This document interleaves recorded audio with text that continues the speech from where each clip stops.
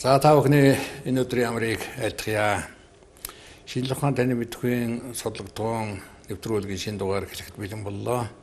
Манай өнөөдрийн нэвтрүүлгийн зочноор Шинжлэх ухааны академийн биологийн хүрээлэнгийн захирал Даваахуугийн ган тулга доктор маань өргөдөн оролцож байна. Танд энэ өдрийн мэндийг айлтгая. Танд өдрийн мэндийг. Авраж тавлаг сайхан байна уу? Ажил үйл сайн биз дээ, тийм ээ? Сайхан. За ашгүй дээ.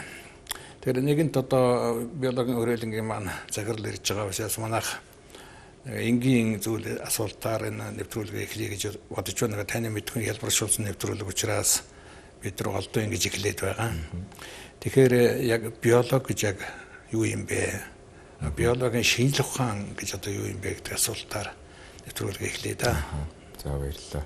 Их энгийн гэж байгаа мөртлөө хамгийн хэцүү асуултыг асууж эхэлж байгаа шиг байна. Тийм ерөнхийдөө биолог гэхэлэр нийт хүмүүс маань бол баг бүгд мэдж байгаа. Ерөөсөө амьд ертөнц гэдэгт маань бол одоо бактери, вирусыг л бийтэй жижиг амьд биетүүдээс ахуулаад одоо дээдлээд байгаа хүн гэж байгаа. Энэ тэгэхээр бүгд организмуудын үүсэл хөгжил, тэдгээрийн харилцаа холбоо, тэдгээрийн мөн хүрээлэн буй орчинтойгоо холбогдож байгаа молон гээд их олон төрлийн асуудлууд явж байна л да. Тэгээ сүүлийн буюу өнгөрсөн 100-ны сүүл үеэс ахуулаад бол бүр тусдаа олон шинжлэх ухаануудын уулзвар дээр жишээлх юм бол био ангаахын чиглэлч гэдэг юм уу. Био ангаах гэхлээрээ одоо биологийн шинжлэх ухааны ололт амжилтуудыг ангаах ухаанд хэрхэн ашиглах талаар арч хичээ. Тэгэхээр ингээд маш олон шинжлэх ухаануудын уулзвар дээр хөгжиж байгаа. Тийм товчтой хэлэх юм бол амьд ертөнц шин мандлын тухай баг бүх ойлголтуудыг багтаасан шинжлэх ухаан юм да. Тэр тусмаа сонирхолтой өгөөс ярихтай юм да, тийм ээ. Ер нь биологийг одоо амин судлал шилээд байна шүү дээ. Амин судлалын шинжлэх ухаан гэж. Энэ нэгэн таарсан их төгж ятсан нэр төмөө. Тийм угаасаа нөгөө био гэдэг маань бол амин гэдэг үгнээс эхлээд ингээд явж байсан. Тэгээд түрүү миний дурдсанаар одоо бас сүүлийн үед эколог гэдэг шинжлэх ухаан бас хүн болгон их ярьдаг болсон, мэддэг болсон тийм ээ. Тэгэхээр тэр амьд организмуудынхаа хүрээлэн байгаа орчинтойгоо хэрхэн зохицож байна. Тэдгээрийн нөлөөлөл нь ямар байна гэх зэргийг судалж байгаа учраас бас дан амьд ч гэсэн бас хэлэхэд хэцүү тийм ээ. Хүрээлэн байгаа орчноо хүрт судлаад ингээд явж байгаа. Яг гэвэл амьд организмуудыг судлах явцад тэрийг судлах зайлшгүй шаардлага гарч ирж байна. Шинэ мандлын одоо тэр тогтолцоо олон юм шиг бүгд орж ирж байна тийм ээ. Орчин нөлөөлөл ямар байна гэх чигээр ингээд. Тэгэхээр энийг шинжлэх ухаан болох талаас нь ингээд харж байхад Монголын шинжлэх ухааны академи 61 онд үүсээс хойшхыг ингээд харж байхад биологийн хүрээлэн бол бас өсөлтийн их олон шатыг дамжиж нийлсалж ингэж явж байна тийм ээ. Тэгэхээр үндсэндээ бол 61 онд байгалийн ухааны хүрээлэн гэж байсан түүний нэг сектор байсан юм а да. Салбар байсан шүү тийм ээ. Тэндээс эхэлж байгаа юм шүү тийм үү. Тэгээд 1965 онд биологийн хүрээлэн болж салж бие даасан хүрээлэн болж явсан. За тэгээд тэрнээс хойш бол их олон хүрээлэнгүүд манай биологийн хүрээлэнгээс бие дааж гарч явсан байдаг. За мөн чиглэлийнхаа дагуу одоо ботаникийн хүрээлэн, биотехнологийн хүрээлэн зэргүүд маань тусдаа гарсан ч гэсэн тухайн үеийн нам засгийн бодлого эсвэл бол нийгмийн эдийн засгийн байдал зэрэгээс шалтгаалаад их олон салж нийлж явсан. За хамгийн сүүлийн жишээг чинь одоо 2 жилийн өмнө манайх ерөнхий болон сорилын биологийн хүрээлэн гэдэг ботаникийнхаа хүрээлэнтэй хамт байсан бол засгийн газрын тогтоолоор ботаникийн хүрээлэнг тусад нь гаргаж хөгжүүлж явах нь зөв юм байна гэсэн шийдвэр гарснаас бол гарсны очмоос ингээд салаад одоо тусдаа ботаникийн зэрэг хүрээлэн болоо салаад явсан байна.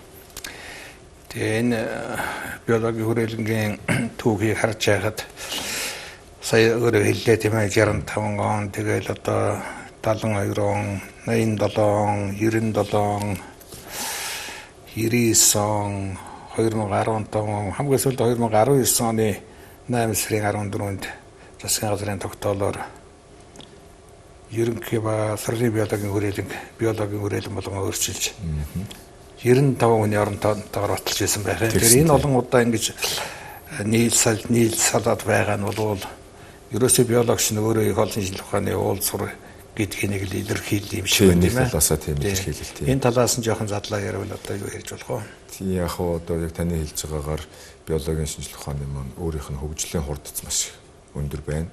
Тэгээ ялангуяа өнгөрсөн зууны сүүлийн хагасад явагдсан одоо шинжлэх ухаан биологтой холбоотой эсийн болон молекул биологийн генетикийн их олон нээлтүүд жишээлх юм бол хүн төрөлхтний амьдрал эргэлт хийсэн их олон нээлтүүд гарсан байна. Тэрнээс хамаарат одоо тогтоолоор биотехнологийн хүрээлэн гэж тусдаа байгуулагдж явж байсан.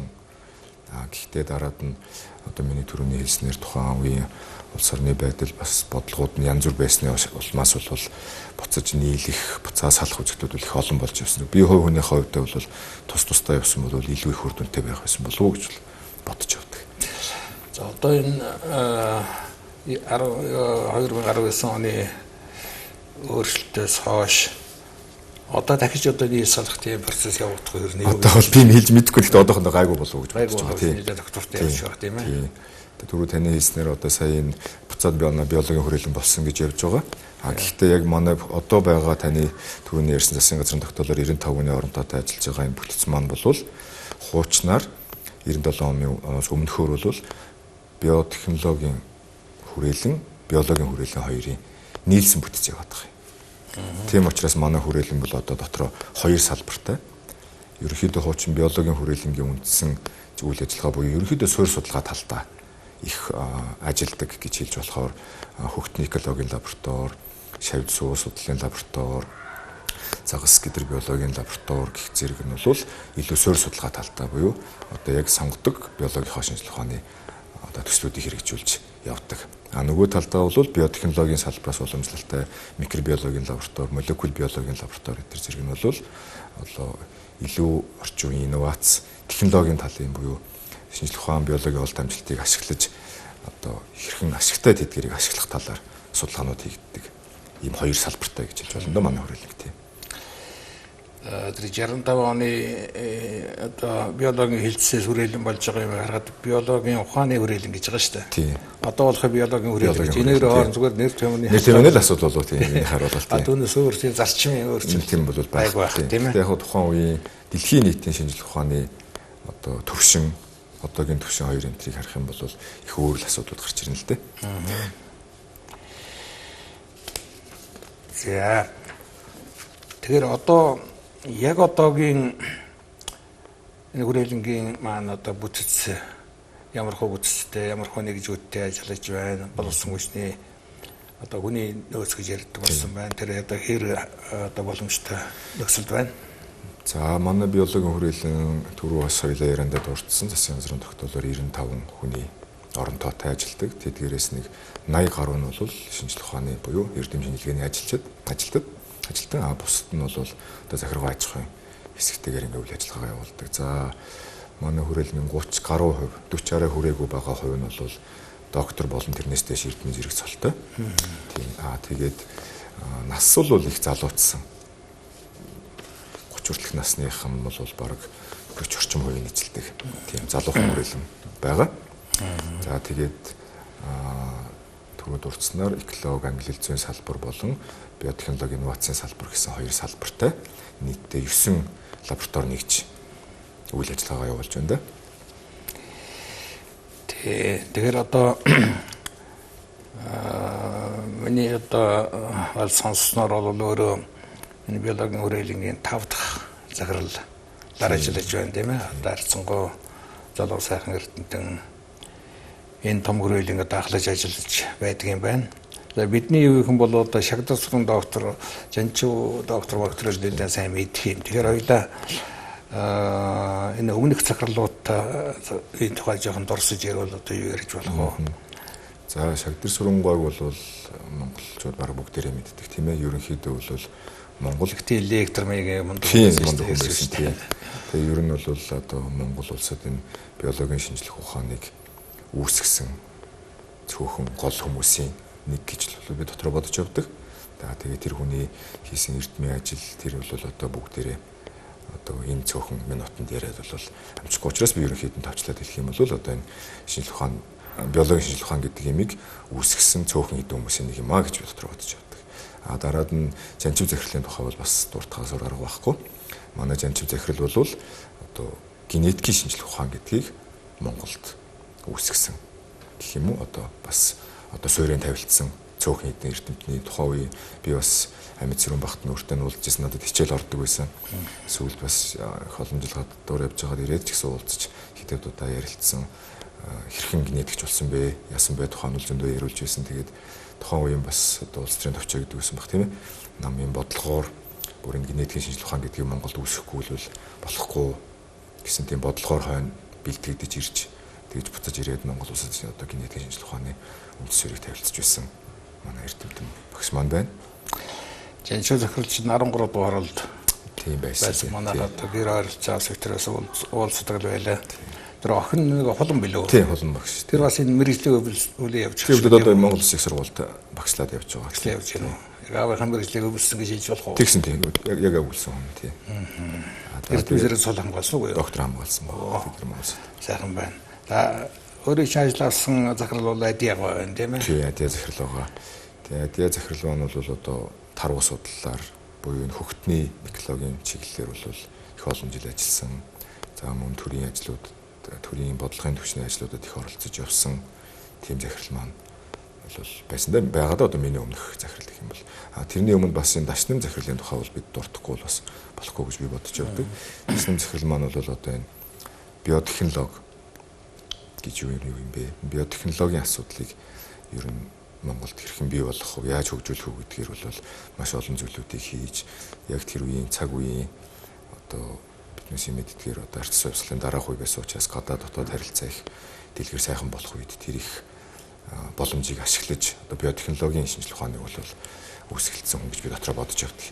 Тэгэхээр одоо миний өмнөх захирлууд гэхлээрээ бараг биологийн шинжилгээ ухаан гэдгийг Монголд үүсгэлцсэн шагнар сургууль, генетикийн шинжилгээ ухааныг бий болгосон жанчуугай, биотехнологийг бий болгосон дашнамгай. За тэгээд энэ төрийн бодлого, тэгээ мөн давхар одоо энэ таруух судлалын шинжилгээ ухааныхаа Монголд хөгжүүлж явсан энэ ADIA захирал гэсэн юм дөрвөн том хүний дараа захирал болсон учраас одоо их л хүндтэй ажил авсан гэж дотроо ойлгож явдаг та. Тэгээ ер нь эрдэмтний байгууллага тэр тусмаа хүрээлэнгүүдийг бол бид гэж боддоо штэ. Захирлууд нь бол үнэхээр мандайлагч нар. Одоо хөдөлгүүрүүд нь л одоо байдаг. Ер нь одоо бид нар чинь нэг одоо багш шавийн хүчтэй үйлчлэл бол энэ эрдмийн ажилд байдаг л гэж боддог. Багшаа шүтж ижил одоо багшаа явдаг.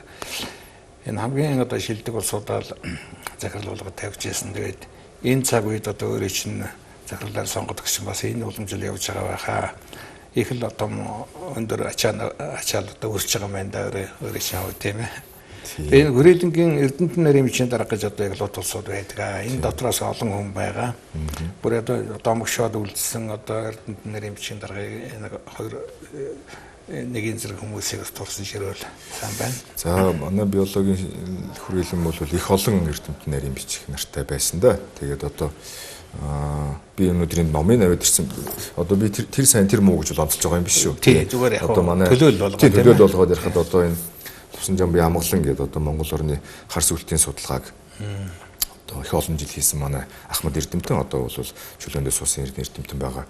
Энэ хүн бол үний одоо ном жишээлх юм бол би энэ хүнийг бол би бас одоо энэ Монгол орны хар сүлтийн болон тэдгээрийн биологи экологийн онцлогийн талын судалгааг маш сайн хийж судалгааныхаа ажлыг хийхээ зэрэгцээгээр манай биологийн хүрээлэнгийн эрдэмтнэрийнхээ ажлыг хийж исэн мөн шинжилгээ ухааны академийн эрдэмтнэрийг бас тодорхой хугацаанд хийж исэн тийм эрдэмтэн байна да.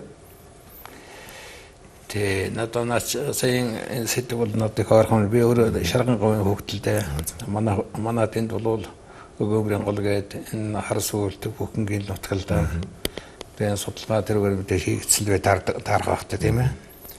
Тэгээ ер нь энэ хүрээлэнгийн эрдэмтдийн төвөрсөн эрдмийн бүтээлүүдийн талаар ялангуяа одоо яг одоо энэ цаг үед ямар сэдвээр одоо голлож ажиллаж байна гэдэг чиглэлээр.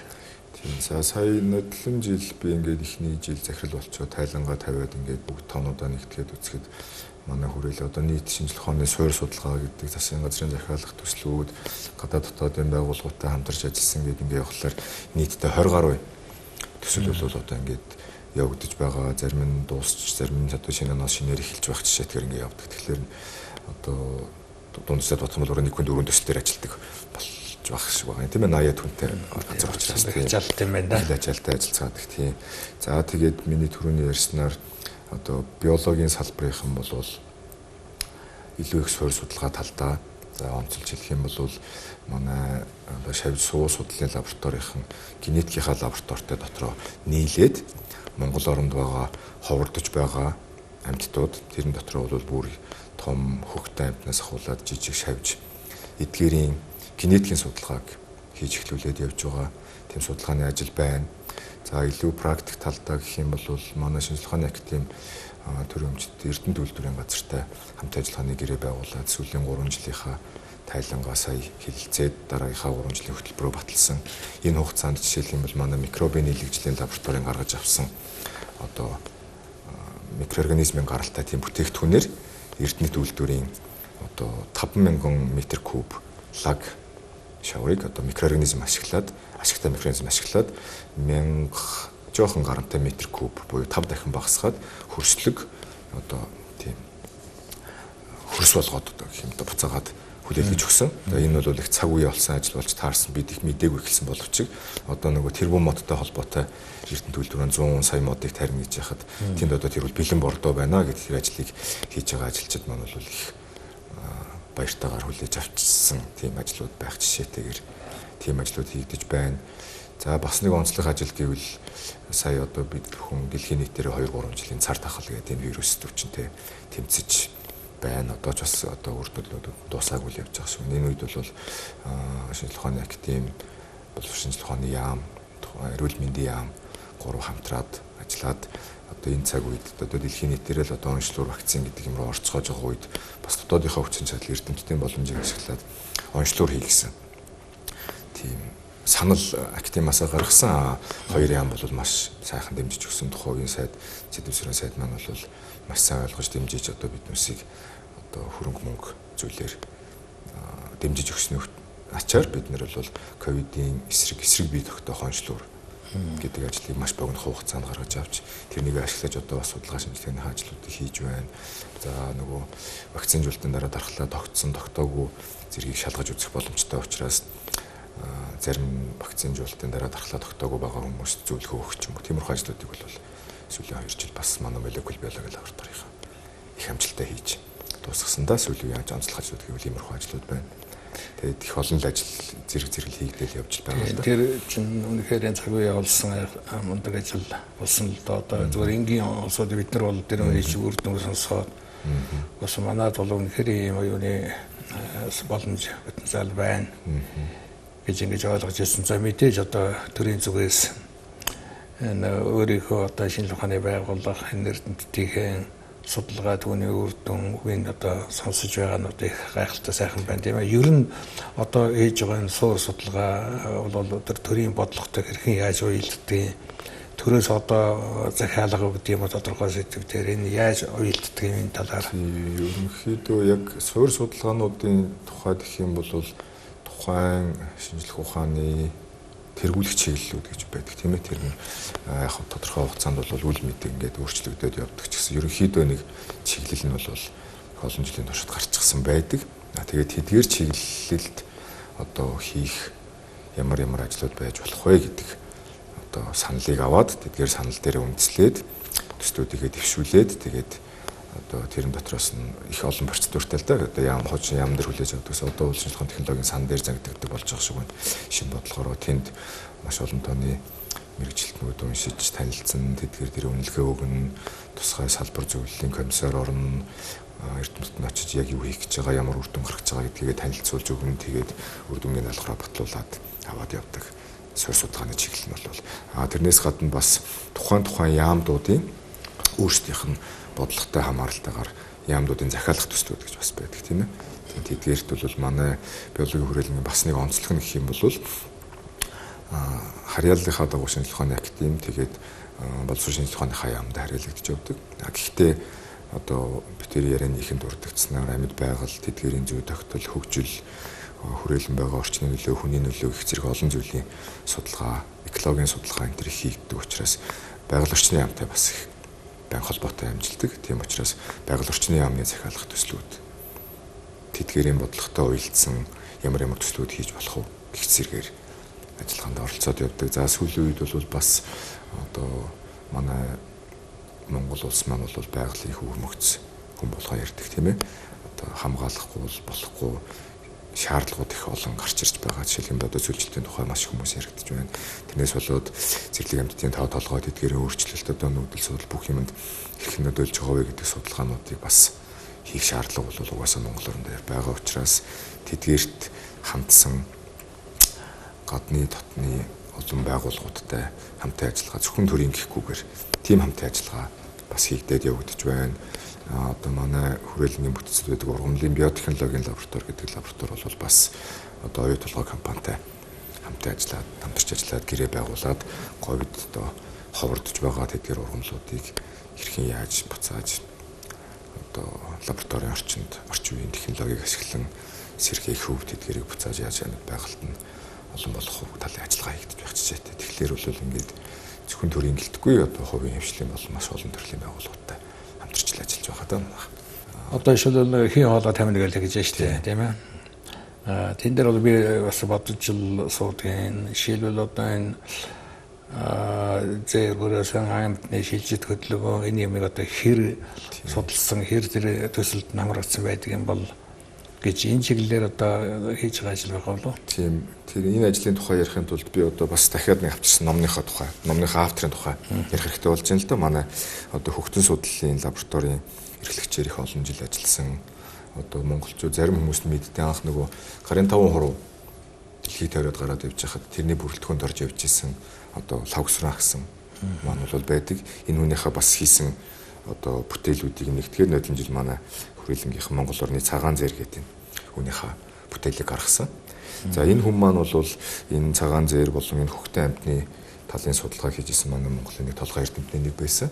Энэ хүн таны асуулттай холбогдуулаад ярихад бол одоо энэ цагаан зэрийн нүүдэлд одоо Монголын төмөр зам хэрхэн нөлөөлж байгаа вэ гэдэг талын судалгаа хийгээд одоо нөгөө хүзүүчилдэг шүү дээ тийм ээ. Хүзүүчлээд одоо хиймэл дагуулын мэдээлэл аваад үзэхлээр энэ цагаан зэрийн нүүдлийн хоёр талаас орж ирээд ингээд төмөр зам дээр тулаад яаж чадахгүй байгаа байдал их ажиглагдсан байсан. Дээрээс нэмээд тэр нөгөө төмөрт хорон стандартгүй явж исэн учраас тэдгээрт одоо орооцолдож одоо хорогдол үүсэх тохиолдлууд маш их байсан учраас зам тээврийн яамтай нийлээд одоо энэ зэрлэг амьтдын нүүдлийг чөлөөтэй явуулах тийм хэн тулд гүүрэн гарцуудыг ямар стандартаар гаргах вэ гэсэн стандартыг батлуулаад авчихсан байдаг. Тийм хүний хийсэн бас нэг чухал ажил нь бол. Тэгээ яг нөгөө та ярианыхаа хэмжээнд үл энгийн ярихгүй болохгүй гэж ирсэн учраас их сонирхол юм байл л. Би бас молекул биологийн учраас бас энэ талынхаа юмыг тийм сайн мэдэхгүй учраас бас судалж дараад нь яг юу болсон ингээд үтсэн. Жишээлх юм бол одоо энэ хулан энтер амьтад чинь гүүрэн гарцыг бариад өгсөн ч гэсэн цаа талд нь тэнгэр нь харагдахгүй бол ордоггүй юм.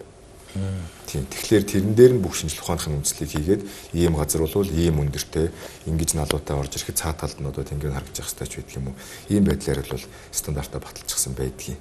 Тэгэхээр одоо энэ хий хоолой асуудал бол миний ойлгосноор миний авсан мэдээлэлээр одоо энэ шинэ сэргэлтийн бодлого гэдэг зарлцсан тэрэн дээр 100 гаруй ажил явж байгаа дотор бас нэг ажил болоод тусгагдаад явж байгаа гэж ойлгосон. Энэ дээр бол манай шинжлэх ухааны академийн биологийн хүрээлэн гэхгүйгээр газар зүйн экологийн хүрээлэн, ботаникийн хүрээлэн гэх зэрэг олон хүрээлэнгүүд нийлж тэр техник эдийн засгийн үндэслэл дээр нь ажиллах юм байна гэж би ойлгосон. Тэгээд тэрэн дээр бол бид бас одоо бидэнд ийм судалгааныхын ажил нь байдаг, ийм стандартууд нь байдаг учраас ийм асуудлыг тусгуулах талаар одоо холбогд байгууллагууд нь санал өгөх гэдэг ажиллаад явж байна да. Нэрээ одоо тэргүүн модарах төслөгээд ингээд ингэж л бодож байна л да. Энийг хийхэд бол эхлээд дөрөвчин ярьлаа тэр жишээлбэл бордооны асуудыг шийдсэн байх хэрэгтэй. Хаана ямар төрлийн мод тэрүүл илүү урах гэдэг юм одоо гаргасан л байдаг байлгүй. Би зөвхөн хөвдөө бодоход жишээлбэл говийн ургамлын говьд нь тармаар байгаа юм. Жишээлбэл би манай шарган говь одоо тэр цагийг бол одоо бидний үед бол нэг цагийн үрийг аваад тэр үрээр нь одоо гоожин хийгээд цаг түүх зөвшөөрөл өгдөг гэдэг их тийм нэрийн тогтолцоотой байна шүү дээ. Тэр мөрийн сэргээгээд цагийг одоо тэр үрээр нь өсвөлгч байдаг юм одоо тоороо мод гэж нэг агуу мод байна. Тэрийг одоо бас өөр говьоос арга өглөө одоо шилжүүлэх сууршуулах юмнууд нэлээд байх шиг харагдаад байт юм бол тэгээд зөв хов хөнийхөө хувьд бол би өөрийнхөө төрсэн газар шарган говь өмөрийн гол газар байдаг тэнд жишээлбэл тоороо тарих гэдэг бас нэг газар аваад оролдлого хийж л байна л да. Тэгээд миний ойлгосон юм бол яг тэр унган ургамлуудын л одоо тарихад илүү юм шиг байна. Түүнээс биш зүгээр тооны хойноос ягаад нэг одоо исэн говийн энд одоо энэ жимгэлийн ургамлууд ихнээ тавиад нэмэргүй байна шүү дээ, тийм ээ. Энэ талын судалгаа бол өнөөдрийн судалгаа гарсан байдаг байна. Ер нь их судалгаанууд хийгдсэн судалгаанууд их байдаг байна. Тэгээд бас одоо эдгээр ажилд оролцож байгаа компаниуд гэх юм уу энэ бүх байгууллагууд бол бас наривчлан судалгаануудыг хийж байгаа гэж би бол харсан. Яг чигүүрийнхаа дагуу түрүү бид ярьсан бидний хүрээлэн байж байгаад одоо ботаник цэцэрлэг хүрээлэн болоо салсан төгсөн доктор захирал бол ирж танд бас ярилцлага өгөх бах. Тэр хүн бол яг энэ тэргуун модны комиссд ороод явж байгаа учраас илүү дэлгэрэнгүй мэдээлэл танд өгөх болов. Би зүгээр одоо бас одоо байгууллагын яамны чиглэлээр эсвэл одоо энэ төрийн өмчт компаниудтай хамтарч ажилладаг энэ байдлаар эдгээр ажилтай бас холбоотой мэдээлэлтэй маа бас өөрснийхөө хүрээлэнгийн зүгээс санаа оноогоо өгөөд явж байна л да. Энэ дээр бол яг л таны хэлж байгаагаар ер нь тэр ямар бүсэд ямар ургамал тарих вэ гэдэг судлаа бол маш өргөн дэлгэр хийгдэж байгаа юм байна гэж бол би ойлгосон.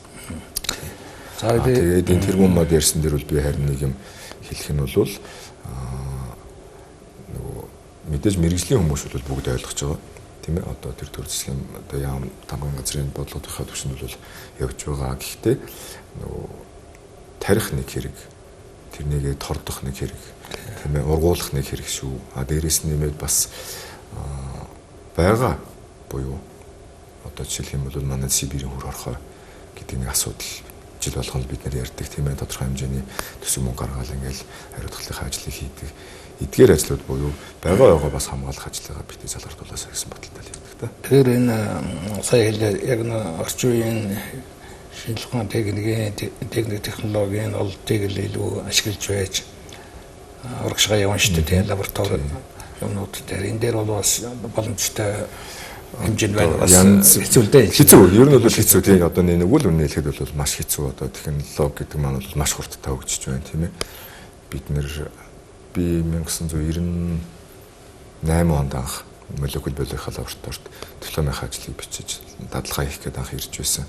Тэр үед биднээсийг авахыг хүсдэг мөрөөддөг байсан баг санаа төхөөрөмж. Тэрнээс хойш маш олон үе үлрээд авсан байхад бид нэр зарим баг санаа төхөөрөмж ихнийхээ авч чадаагүй ч байх байдлууд харагддаг. Гэхдээ тгийж суухгүй одоо жишээ болгоод ярихад өөрийнхөө доктор хамгаалсан сургууль ч юм уу тэдгэрийнхээ багш нартай ч юм уу ингээл гуугаал болохын болохоос нь болохгүйг нь тэгэл одоо болохгүй мэн даа гэл ингээл янз бүрэл хийгээд явж байгаа. Тэгэхээр одоо технологи багш санаа төхөөрөмжийн асуудал хүндрэлтэй гэвэл хүндрэлтэй. Гэхдээ хүндрэлтэйгээд одоо хийхгүй суугаад байна гэдэг асуудал бол байхгүй учраас тэгэл аль болох одоо хамгийн хэрэгтэй хамгийн чухал гэснийг одоо төсвөөс орчирч байгаа баг мөнгөөрөө тэгээ боломжтой тэр мөнгөнд таарснуудыг аваад ингээл тодорхой хэмжээнд л одоо шинжилгүүдээ хийгээд явж байгаа юм. Би нодлон жил хүрээл сонгон шалгуулалтанд ороод тэгээд тэнцээд хөрвөлийнхаа захирал болсон. Захирал болсны дараа бол манай Жолооны академийн тэргүүлэгчдийн газраас надад ерөнхийдөө бол даалгавар өгсөн юм байна. Одоо түрүү битэр бүтц дотроо яригдж байсан одоо уламжлалаар гэх юм уу одоо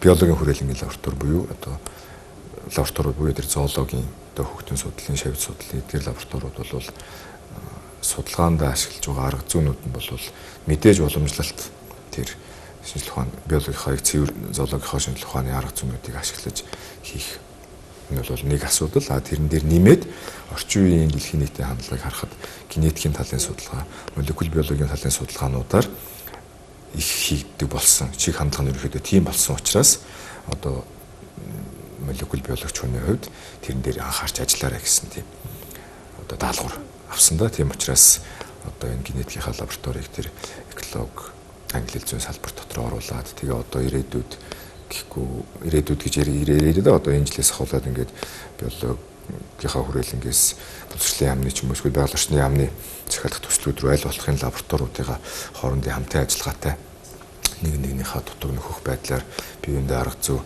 одоо орчин үеийн шинжлэх ухааны хандлагуудыг зааж тэдгэрийг судалгааныхаа ажилд илүү төлөвлөгцтэйгээр нэвтрүүлэх тэр талын ажлуудыг л хийж байна. Ер нь манай биологийн шинжлэх ухааны хөгжил бүс нутгийн хэмжээнд ч юм уу дэлхийн хэмжээнд ч юм уу ер нь ямархуу төвшөнд байдгийг ер нь зүгээр олон улсын эрдэмтдийн анхаарлыг татсан тийм шинжлэх ухааны нээлтч байдаг юм уу Монголын онцлогтой тийм анхаарал татсан сэдв эрдэмтний бүтээлүүдээс нэрлэвэл. За манай бол мэдээж одоо байгалийнхаа тогтоц тэдгээр дээр байгаа ховор амтан ургамал тийм ээ эдгээрээс бол хамаарад их сонирхолтой биологийн шинжилгээ ухааныхаа үүднээс бол их сонирхолтой орн гэж би дотроо боддог. Тийм ч учраас их олон тооны гадаад дотоодын төслүүд мөн гадаад их олон тооны лабораториудтай хамтын ажиллагаа зэрэг бол байдаг. За ингээд шууд хэлцүү учраас тулгамдаад байна л да. Зүгээр жишээлх юм бол одоо хамгийн түрүү надад саяхан одоо яригдсан асуудал болохоор одоо мазаалыгийн тухай асуудал жишээлх юм бол байна. Одоо энэ талаар манай хүрээлэнтэй хамтарч ажилладаг Америкийн нэгдсэн улсын хоёрч лабораторийн том эрдэмтэд ирээд сая улам орой 2 жилээс ажил маань эхлэх хэрэгтэй байсан боловч ковидын нөхцөлөөс болоод ирч чадахгүй байж байгаа. Сая ирээд тэнд бас ажиллаж байгаа манай хүрээлэнд ажиллаж байсан доктор бас хамт ирээд одоо тэдэн ирээдүйнхээ одоо ажлаа яаж хийх талаар бол сая ярилцаад явлаа. Тэрэн дээр араас нь бол одоо яг энд ажиллах хэвээр ажиллаа хийхээр бас эрдэмтдүүд нь ирчихсэн одоо манай хүрээлэн дээр ажиллаа хийгээд байж байна.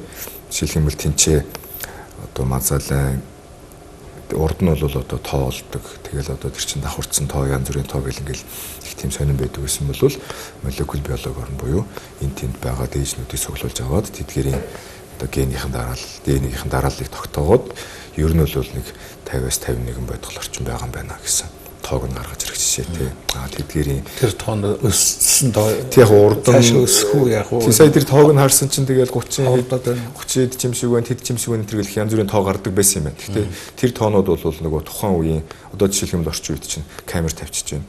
Тийм ээ хөдөлгөөнтэй одоо амьд ороод ирэнгүүт зургийг авчдаг. Дараа нь тэр зургнуудыгаа ялгараа сайтаа учраас харьцуулж үзээ. За энэ мөн байна биш байна гэдээ үзэх жишээ. Дээрээс нэмээд тэнд үлдээсэн одоо янз бүрийн үс эсвэл өлөтгөний ч юм уу дээжнүүдээс нь ДНХ-г нь ялгаж үзээд ялгаатай байдлыг шалгаад үзэж байгаа учраас энэ тоо бол их тийм бодтой тоо юм байна гэх жишээ. Тэгээд нэлээд олон мазаалайн бүтэн генийхэн дарааллыг хийсэн судалгаанууд нь одоо ингээд цаашлаа үргэлжлээд явж байгаа.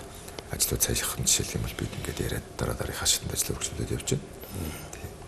Өөрийн чинь хувьд бол ямар сэдвээр докторийн зэрэг хамгаалсан тэр сэдвтэй холбоотой жоохон дэлгэрүүлж ярьж өгсөн байна. За миний сонссноор бол одоо хавдар судлалын чиглэлээр тийм хамгаалсан юм байна. За би түрүү ярьснаар 97 онд 98 онд байна уу ирж одоо анх хүрээлэнд оюутан дипломын ажлыг хийх гэж ирээд за тэгээд тэр үедээ бол манай биологийн лаборатори гепатит B-C вирусын судалгаа хийдэг ус учраас гепатит B вирус болон илэгний хавдар тийм хамаарал одоо B вирус яагаад хавдар үүсгээд байна үнэхээр тэр генийн дотор нь илэгнийс дотор ороод ген дотор нь орцсон байна уу гэдэг тэр талын судалгаануудыг хийж бакалаврын ажлыг хамгаалсан. За тэгээд тэр үеэсгэлүүдэд ер нь хавдар судлалын шинжилгээ ухаан их сонирхолтой санагдаж явсан. Гэхдээ дараад нь бол магистрийнхаа ажлыг бол боломжтой юм байсан учраас вирус судлалаар буюу одоо хүний дархлаамслын вирусын талаар судалгаа хийгээд тэгээд докторийн ажлыг бол Японы Каназавагийн их сургуулийн хавдар судлалын төвд хийсэн. За их энгийнээр ярих юм бол хүн ч одоо нэг 21,000-аас 23 ч 25,000 орчим гентэй гэж яриад байдаг тийм ээ. Тэдгэр генүүд нь бол тэдгэр генүүдийн судалгаа бол одоо дэлхийд даяараа маш олон лаборатори нэг генийг зарим газар ч одоо 20-30 лабораторич зэрэг судалж байдаг юм. Тийм судалгаанууд хийгдэж байдаг. За би бол одоо гаднаас эсэд ямар нэгэн байдлаар одоо цацраг туяа ч юм уу хэд ягаан туяа ч юм уу эсвэл эсэд ямар нэгэн гадны стресс өгж байгаа тохиолдолд тухайн эс маань бол амьд үлдэх үү эсвэл бол өөрийгөө алах уу гэсэн тийм механизм байдаг. Тийм апоптозис гэдэг одоо мэргэжлийн хүмүүс нь мэддэг. Тэдгэрийг шийдэхэд оролцдог тийм одоо цуврал их олон тооны уургууд бие биендээ мэдээлэл дамжуулдаг тийм мапкайнес гэх тийм систем байдаг юм л да. Тэдгээрт оролцдог тийм нэг тийм дөнгөж нэгдээд удаагүй үйл ажиллагаан тийм сайн мэдэгдэхгүй байсан GLP гэдэг уургийн талаар судалгаа хийсэн. Тэгээд миний докторийн ажлын үр дүнд бол энэ GLP гэдэг уурга бол хавдрын эсийн одоо мэргэжлийн хэлээр бол метастасис гэж нэрлэдэг. Манайхаар бол үсэрхийлэлт гэж ярьдаг. Тийм ээ одоо хорт хавдар тэндээ үсэрхийлсэн, мэндээ үсэрхийлсэн байна. Тэр үсэрхийлэх механизмд буюу тухайн эсийн шилжилт хөдөлгөөн явагдахад их чухал үүрэгтэй байд юм байна гэдэг тийм тухайн уургийнхаа нэг тийм үйл ажиллагааг нь анх одоо олж илрүүлсэн гэх юм уу да. Тэр ажиллаараа тэгээд нэг үйл бичээд доктор болсон. Чухал сэдв байна. Бас энгийн байдлаар асуухад яг хавдар гэдэг маань яг юу юм бэ? Яхаараа хорт хавдар болоо явчихдаг. Тийм энэ бол манайха хорт гэдээ хэлцүү учраас нэг тийм хортой юм шиг ч юм ойлгоод байдаг тийм ээ. Тэгээ ерөнхийдөө бол саяны битэр ярианд орж ирсэн тайлхнаар зарим нэг тийм одоо эрдэмтлийн нийгмүүд хэрэгжиж хүнд бараг өдөрт 30 гаруй өсвүүд одоо хэвийн бос болоод ямар нэгэн байдлаас хавдрээс болох магадaltaй үүсч яадаг тийм аа. Гэтэл тэдгэрийг дархлааны эсвүүд юм уу эсвэл тэр тухайн эс дотроо байгаа янз бүрийн эсийг хамгаалдаг одоо механизмууд найдснаар бол тэдгээр эсвүүдийг байнга алаад явж идэг тийм ээ. Гэтэл тэдгээр механизм дээр асуудал гардаг юм уу? Эсвэл маш хүчтэй одоо химийн, физикийн, эсвэл биологийн одоо бактери, вирусуудын ч юм уу тийм ээ. Тэдгээрийн нөлөөллөөр тухайн эс хэвийн бус байдалтай болоод үржээд явчихж байгаа л гэсэн үг байна. Энгийнээр хэлэх юм бол одоо үр тогтдог үндгээс тийм ээ. Үндгээс эр бэлгээс хоёр нийлээд биднээс нүдэн тарагдахгүй тэр жоох эсээс 10 сарын хугацаанд бол ямар ч үсэн гэсэн 3-4 кг орчимтай юм. Хүүхэд төрөөд гараад ирж байгаа тийм ээ. Тэгэхээр тэр хугацаанд бол маш эрчтэйгээр тэр 20 эд мянган ген маань бол ажиллаад тодорхой хэмжээнд очиод зогсох ёстой тийм ээ. Одоо тэгжиж одоо энэ гар хөлбөрлөлтөд илэг нийс болсон бол илэг нэг тодорхой хэмжээнд очингуудаа зогсох ёстой.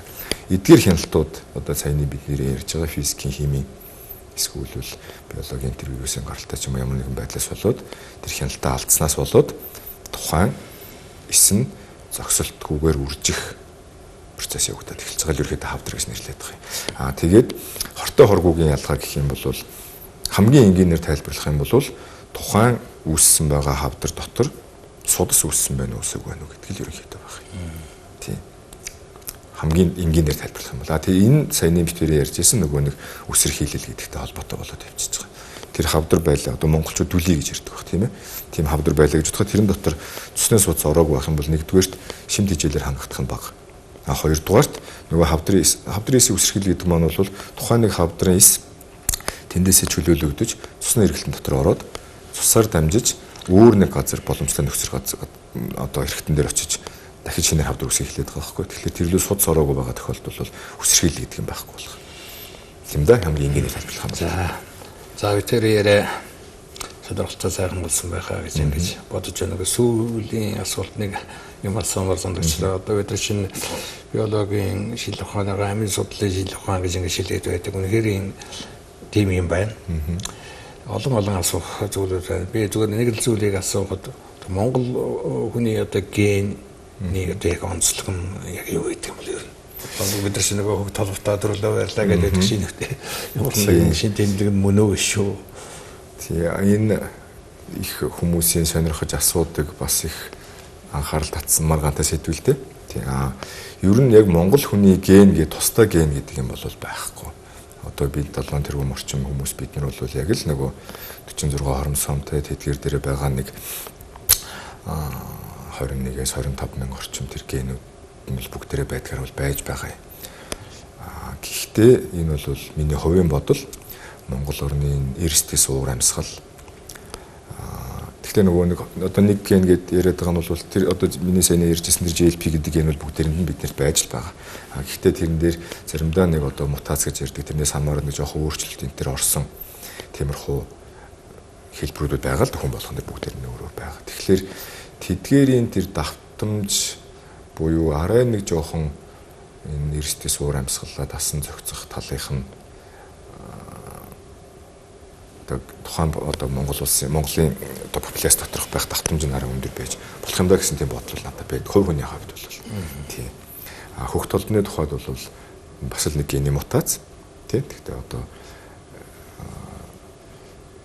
түрүүний миний хэлдгээр бид нар бол 7 тэрбум бүгдээр адилхан. Гэхдээ энэ бол яг манай энэ Монгол гэдэг популяц бас тодорхой хэмжээнд одоо үндэстэн чигээрээ удаан хугацаанд оршсны бас нэг шинж юм болоод харж болж байгаа. Ягаад гэвэл яг зэрэгэлдээ өмнөд төршид маань бол байхгүй байна гэдэг бол хэрвээ бид байнга л холилдонтой байсан бол тэмч бас их хэмжээтэй байх л байж. Тэгэхээр яг энэ Монголдоо тийм нэлээд өндөр хувиар тэр толгой гарч ирдэг мутац нь бол тэр мутацны хөвгт холбоо нь бол их мундагтай биш. Энэ мутац гарч байгаа гэдгийг бид нар харахад бол нэг тийм юм болов уу гэсэн тийм хувийн бодлоо. Тэгээд одоо сайхан бахархал юм да. За ингээд таныг манай нэвтрүүлэгт хүлээж авч оролцсонд одоо их талархаж байна. Тэгээд Монголын шинжлэх ухаан бол бас энэ цаг үед бас өсрөнгөө хөгжиж байна л гэж ингэж харахаар байдаг. Энэ шинжлэх ухааны нуруундаа тээж яваа яг одоо цагтан эрдэм хэлгээний байгууллагад толгойлоо явж байгаа, эрдэм хэлгээний ажил хийж байгаа энэ бүх хүмүүсийн одоо хүчин чармайллын бүхнийг тодорхойлох байхаа гэж ингэж бодож байна. Тэгээд биологийн хүрээлэнгийн хувьд бол олон шинжлэх ухааны уулзуулсан олон одоо эрдэмтдийн бүтээлийн уулзуулсан энэ уулзуурын шинжлэх ухаан гэж хэлмээр ийм гайхалтай шинжлэх ухаан байна. Тэг ямар утгаар одоо амин судлалын шинжлэх ухаан гэж хэлсэн бол одоо их таалагдаад байгаа их сайхан байна. Тэгэхээр үнэхээр энэ шинжлэх ухааны олд амжилттай амин судлалуулсан энэ одоо зангилаан дээр байгаа таа бүхнээс одоо эрдэм хэлгээний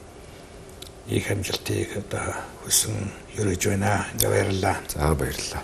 За манай өнөөдрийн судалгаан нэвтрүүлгүүгээр жаргаж байна. За манай өнөөдрийн нэвтрүүлгийн үндэс зочноор шинжлэх ухааны академийн биологийн хүрээлэнгийн захирал Таваагийн гандулга доктор маань оролцлоо. Дараагийн нэвтрүүлэг хүртэл түр баярлалаа.